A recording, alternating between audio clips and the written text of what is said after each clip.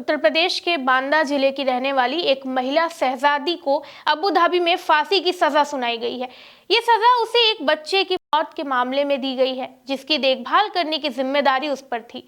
और ये भी बताया जा रहा है कि उस बच्चे की मौत का कारण कुछ और था। और अब अल बतवा जेल में बंद 33 वर्षीय शहजादी ने हाल ही में अपने परिवार से आखिरी बार फोन पर बात की।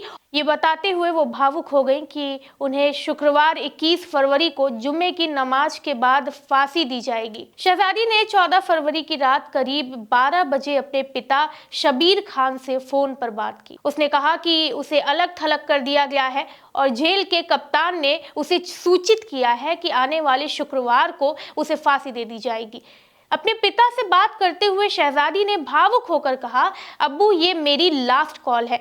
ये सुनकर शबीर खान फफक पड़े और उन्होंने सरकार से अपने बेटी को बचाने की गुहार लगाई। परिवार का कहना है कि शहजादी निर्दोष है और उसे गलत तरीके से इस मामले में फंसाया गया है। लेकिन आखिर कैसे शहजादी यूएई पहुंची? शहजादी बांदा जिले के मथौन थाना क्षेत्र के गोयरा गुगली गांव की रहने वाली है, जो 2021 में अबू धाबी पहुंची थी। उनके परिवार का कहना है कि आगरा में रहने वाले उजैर नामक एक व्यक्ति ने उन्हें आलीशान जीवन का यानी आरामदायक जिंदगी का झांसा दिया और अपने जाल में फंसा लिया। उजैर ने शहजादी को आगरा के ही एक दंपत्ति को बेच दिया, जिसने बाद में उसे अबू धाबी भेज दिया। लेकिन जब मामला खुला तो बांदा के मुख्य न्यायिक मजिस्ट्रेट की अदालत के आदेश पर अधिकारियों ने दुबई में रहने वाले दंपत्ति और उजैर के खिलाफ मानव तस्करी का मामला दर्ज किया है। इस खुलासे ने यह दिखाया है कि किस तरह से महिलाओं को धोखे से विदेश भेजकर उन्हें प्रताड़ित किया जाता है। अबू धाबी पहुंचने के बाद शहजादी को एक स्थानीय दंपत्ति के बेटे की देखरेख की जिम्मेदारी दी गई। लेकिन अफसोस की बात यह थी कि कुछ समय बाद बच्चे की अप्रत्याशित रूप से मौत हो गई। बच्चे के माता पिता ने शहजादी पर अपने बेटे के मौत के आरोप लगाए हैं। मामले की जांच के बाद उसे गिरफ्तार भी कर लिया गया और अबू धाबी की अदालत ने उसे मौत की सजा भी सुना दी। परिवार का दावा है कि बच्चे की मौत किसी लापरवाही या गलती की वजह से नहीं हुई, बल्कि ये एक दुर्भाग्यपूर्ण घटना थी। ये लगातार अपनी बेटी को बचाने के लिए न्याय की मांग कर रहे हैं और उनका मानना है कि शहजादी जो है वो निर्दोष है। वही शहजादी का जो परिवार है वो लगातार अपील कर रहा है कि भारतीय दूतावास इस मामले में दखल दे और आखिरकार भारतीय दूतावास ने इस मामले में दखल दे भी दिया है। दूतावास ने ये साफ किया है कि उन्होंने समीक्षा याचिका दायर की है और मामला अभी विचाराधीन है। इसके बाद अबू धाबी जेल प्रशासन ने शहजादी को अपने परिवार से आखिरी बात करने की अनुमति दी। हालांकि परिवार को इस बात की कोई सूचना नहीं है कि अब आगे क्या होगा। शहजादी के परिवार ने अपील की है। शहजादी के पिता शबीर खान ने सरकार से गुहार लगाई है कि उनकी बेटी को फंसाया गया है और उसे बचाया जाए। उन्होंने कहा कि मेरी बेटी निर्दोष है, उसे जबरन जो है वो फंसाया गया है। पिछले 2 साल से वो दुबई की जेल में बंद है और हमें उससे बात करने तक का मौका नहीं मिला। शहजादी की आखिरी कॉल के बाद परिवार उसकी सलामती को लेकर बेहद चिंतित है।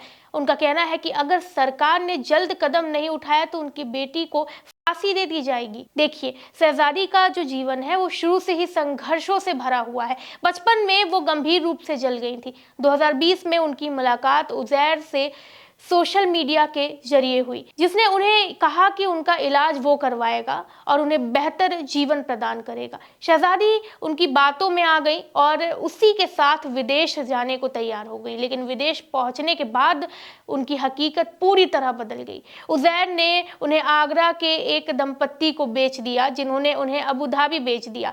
वहां उन्हें एक अरब दंपत्ति के घर में काम पर लगाया गया, जहां 4 महीने का बच्चा था। इसी दौरान बच्चे की मौत हो गई और शहजादी को इसकी जिम्मेदार ठहराया जाने लगा और उन्हें जेल भेज दिया गया। हम सब जानते हैं कि दुबई का जो कानून है वो कितना सख्त है। उनका कानून हर एक केस को लेकर इस तरीके से बना हुआ है या वो अपने नागरिकों को इस तरीके से न्याय दिलाते हैं जिससे कि कोई भी लापरवाही बरतने से पहले 10 बार सोचे। बच्चों की अनदेखी करने पर भी सजा है। यूएई कानून के अनुच्छेद 35 के अनुसार किसी भी अभिभावक के संरक्षण या देखभाल कर्ता को ये सुनिश्चित करना होता है कि बच्चा किसी भी प्रकार की उपेक्षा या खतरे में ना आए। अगर कोई व्यक्ति किसी बच्चे की देखभाल में लापरवाही करता है और उसके जिंदगी को खतरे में डालता है तो उसे कारावास या कम से कम 5,000 दिरहम AED का जुर्माना भरना पड़ सकता है। स्कूल बस में भी बच्चों की सुरक्षा मायने रखती है। UAE में बच्चों की सुरक्षा को लेकर हर स्तर पर कड़े नियम लागू है।